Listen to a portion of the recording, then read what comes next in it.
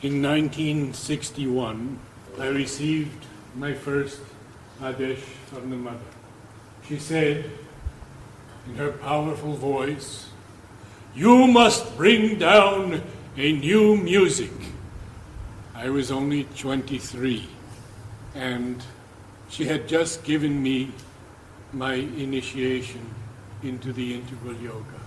And so I wept and I wept. And when I finished weeping, she talked to me about music.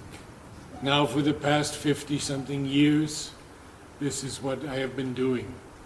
And the Om choir began in 2003. So we are completing our 9th year now. And we have a core group, but we always have many visitors from different countries. And they go back to their countries and they begin Om choirs. I just received a letter from a man in Holland, and he said that I feel that Mother wants an Om choir here. And now many countries have Om choirs. We sing only Om because Om is the effectuating word. It has the power of transformation and the power to heal.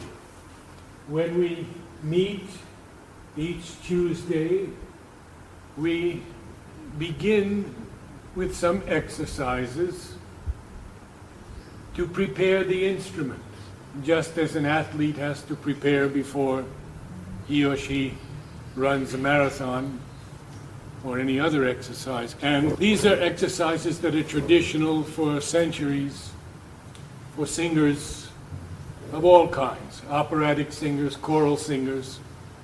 Then, when we have practiced for a while, we concentrate a few lines from Savitri or Mother or Sri Aurobindo are read, and then somehow the miracle begins, and an Om arises from this collective soul, so powerful that people at times have tremendous experiences, are moved to tears. Our work is to be instruments. We don't sing to the divine. We open as instruments for the divine music to sing through us. We are the instruments. I welcome you all to future Om choirs at Savitri Bhavan. Tonight you will know something of what this experience is like, because it is the experience of a collective soul, a holy body, where we aspire to recognize the unity that we already are. And that is by the divine grace realized very often in the Om choirs. So we have only 45 minutes today.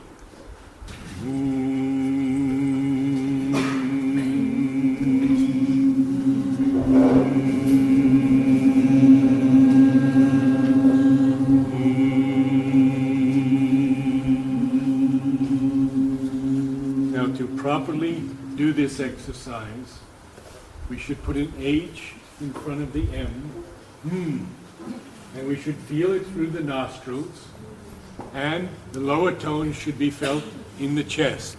These are chest tones. When we get up higher, we will have head tones, but these are chest tones. We need good energy. Posture would be nice, fairly good posture.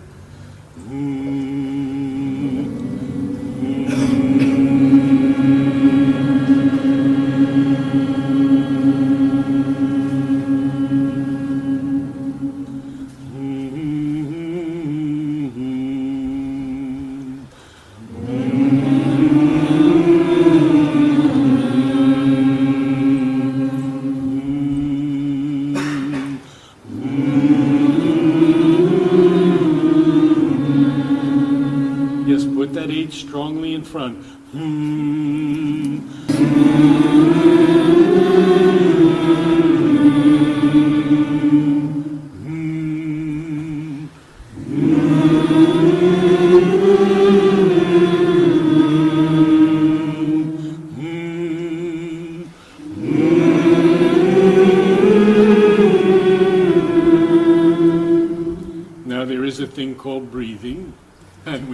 we have to learn gradually how to take a breath.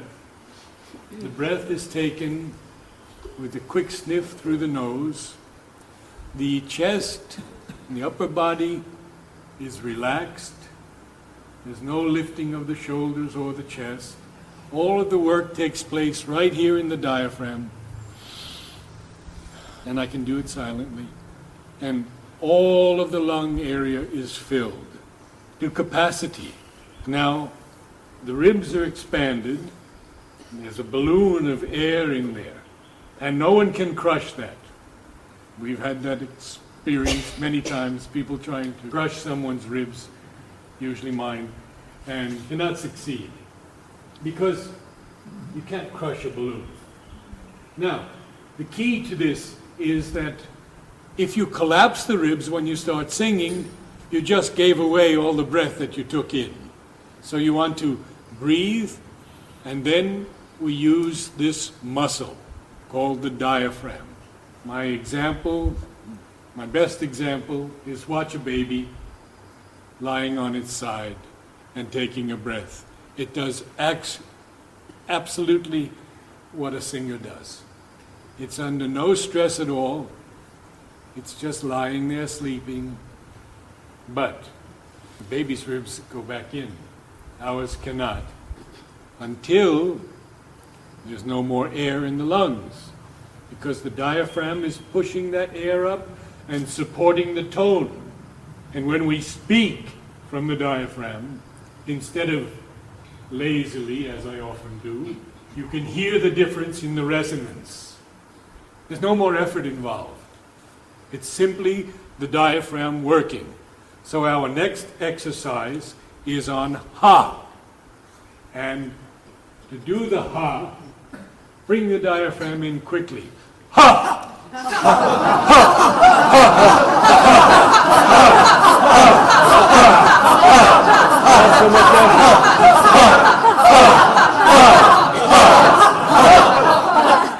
Now, if we open our mouths all the way, we'll have twice the sound with no more effort. Can we try that? Have you ever seen an opera singer with a mouth closed? No. Wide open. Yes, just like that. Ha!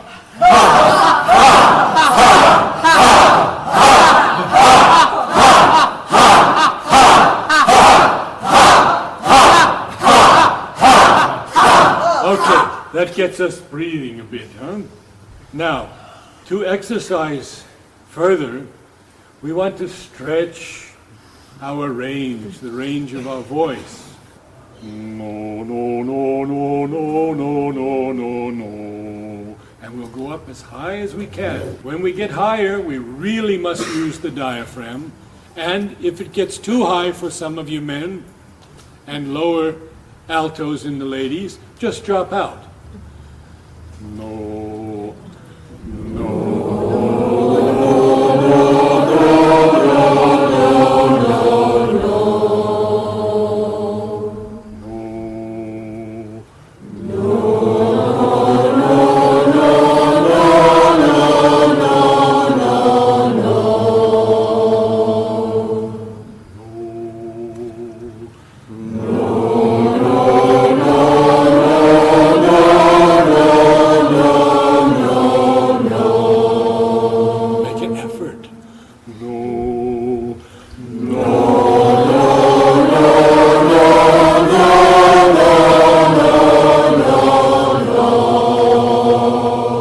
Yes, we've used that word many times in our life. We certainly know it well. Okay? No.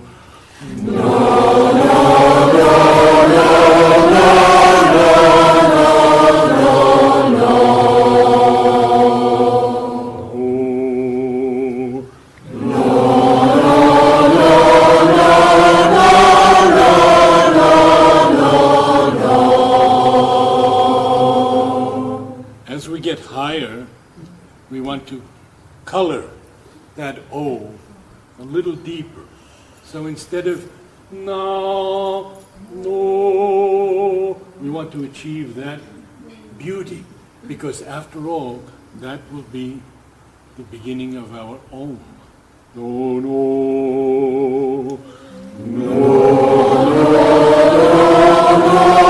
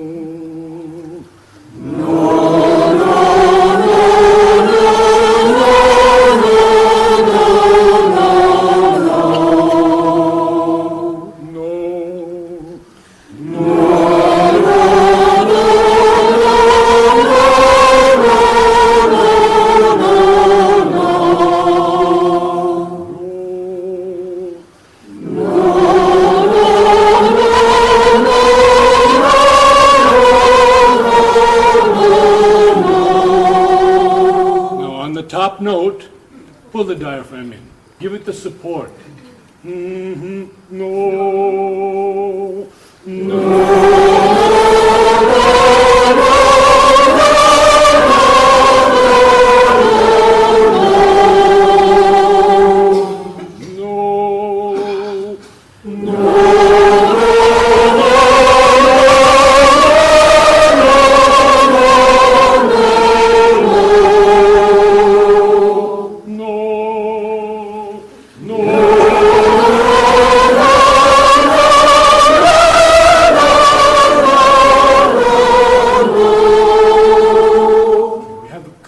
people who are not hearing the note properly, and I would just say sing softly.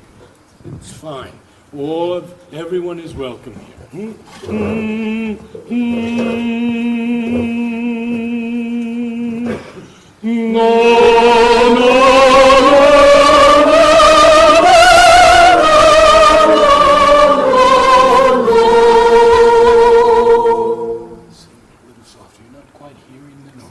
It takes time to hear the note and be able to replicate the note. It's not so easy. We have to hear it, then we have to replicate it.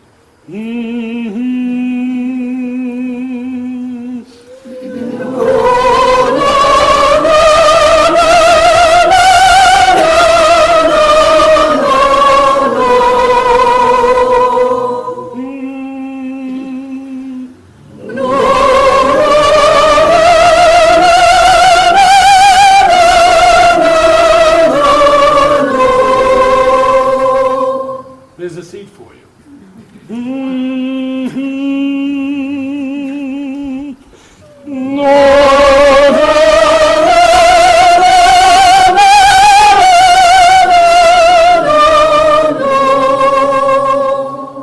And we probably have reached the top. Do you feel that the instrument is a bit warmed up? Because the next work is very challenging. It is to go as deeply as possible within and to blend each voice so that there's no clashing of timbres, of quality of sound. And I'll just do this, and that will mean this quadrant, if you will. So we have some men's voices over here. They'll be the lower voices. So we're going to start with just 3 tones.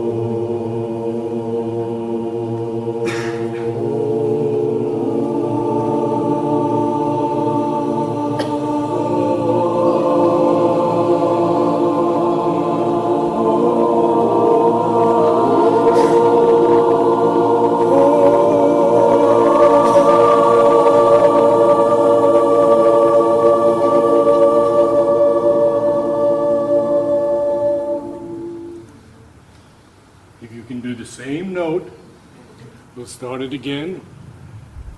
Increase in volume, up to a crescendo, and down to a pianissimo.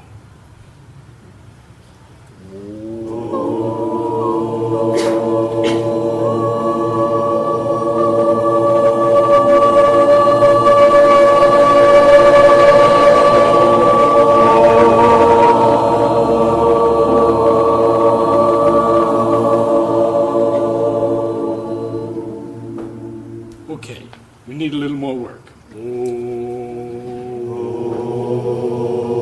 Yes, good.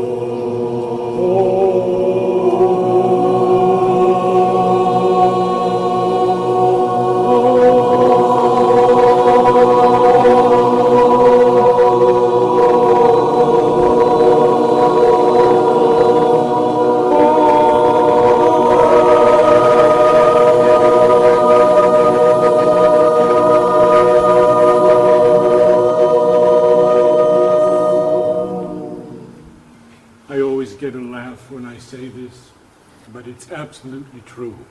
This would not be possible but for the divine grace to make a choir of some nearly 100 people, who many of whom never met each other before or never sang together, and suddenly this beauty is coming down and coming through. For that, my gratitude is infinite.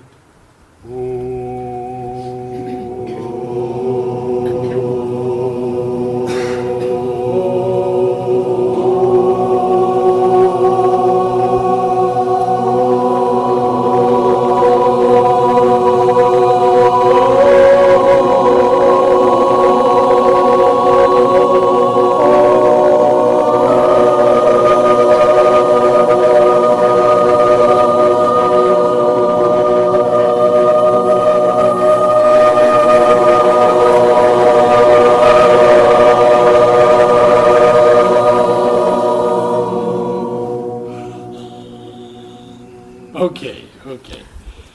That was a difficult chord.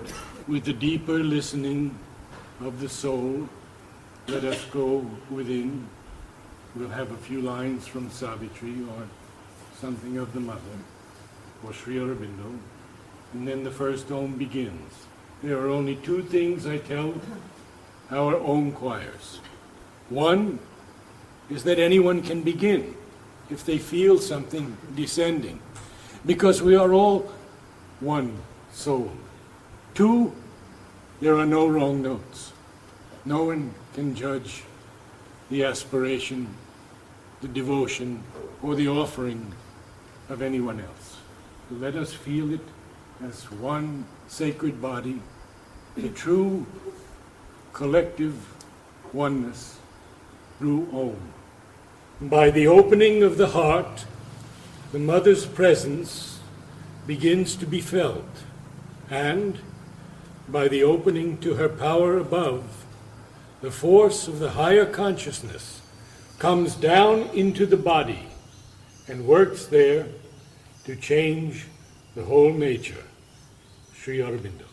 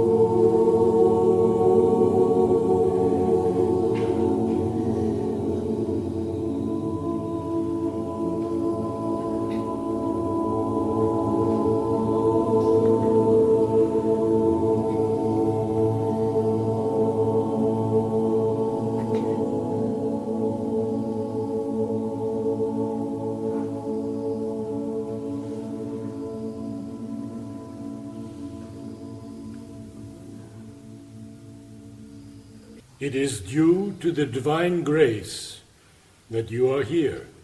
Be happy, Mother.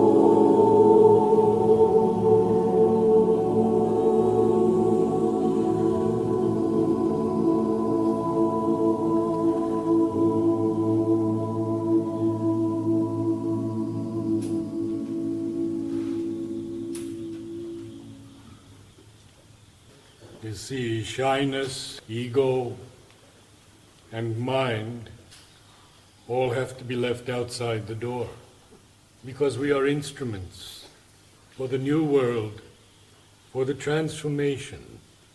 And if we have only one note, let us sing that one note. If many notes are in us and come through us, sing many notes. Take away shyness. Take away the judgment of the mind. This is much higher than the mind can conceive. And what is the end of the whole matter? As if honey could taste itself, and all its drops together, and all its drops could taste each other, and each the whole honeycomb as itself. So should the end be with God and the soul of man and the universe. Love is the keynote. Joy is the music. Power is the strain. Knowledge is the performer. The infinite all is the composer and audience. We know only the preliminary discords, which are as fierce as the harmony shall be great, but we shall arrive surely at the fugue of the divine Beatitudes, Mother in the supreme discovery.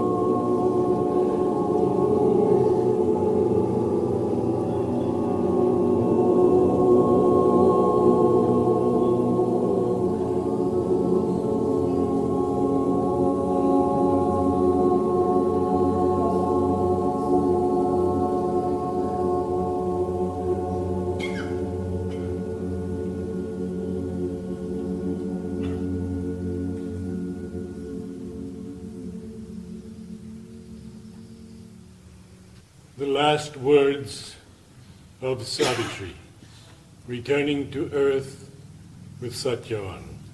Awakened to the meaning of my heart, that to feel love and oneness is to live, and this, the magic of our golden change, is all the truth I know or seek, O sage.